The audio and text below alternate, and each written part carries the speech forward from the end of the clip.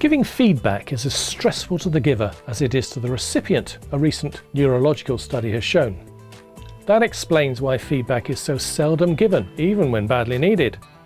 It evokes the same fight or flight responses as any dangerous situation.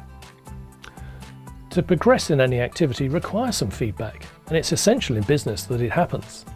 Yet even unsolicited and genuinely helpful feedback causes stress.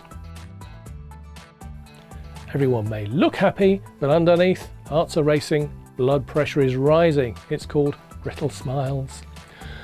With all that anxiety, we shut down to negative ideas, so feedback isn't constructive on any level.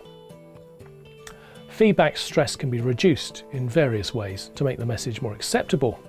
One's the sandwich method: praise, criticise, then praise again.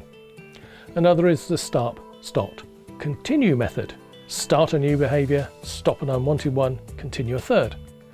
Almost all these tools are artificial and all for the giver, not the receiver. Or you can spend on learning and training to try and ensure feedback isn't needed. That seems hopeful at best. Better to find a feedback method that is natural and not heart-stoppingly hard, and make it useful. One way is to ask for feedback and make it specific. Not a simple "how did that go?" but more like, could I have made the presentation shorter or used a different medium? When people ask for feedback, they feel much more in control, and if the question they ask is specific, they have some assurance that the answer won't stray off topic too much, which is a hint to the feedback giver.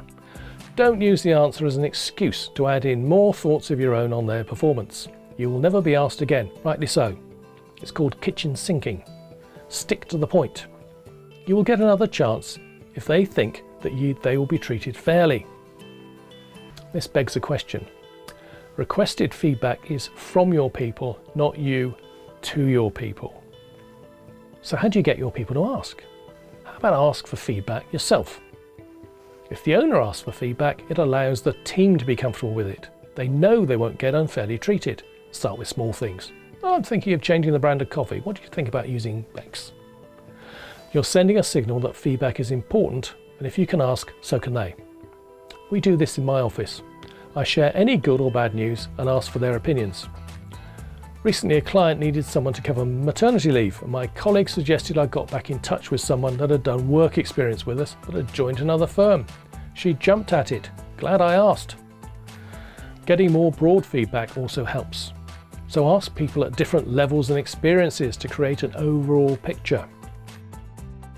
Also make it explicit. Keep to the point. And lastly, make it often. If it's not often, it's unlikely that talk will translate into actions. It's far better for the business to make frequent, small course corrections than have to make big changes. Always unsettling, usually costly. You have to start with some creative discomfort, but it will lead to better decisions in the long term. I've got a blog section on the website all about thinking and decisions, and one's on planning and management. Click the link in the description and start your journey.